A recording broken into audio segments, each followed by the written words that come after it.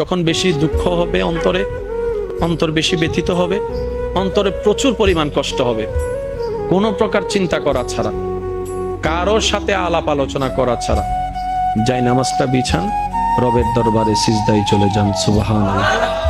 চোখটা বন্ধ করেন, চোখের পানি ছাড়তে থাকেন, মন হালকা হতে থাকবে, সিজদায় রবকে বলতে থাকেন, যা বলার বলতে থাকেন, যেভাবে বলার বলতে থাকেন।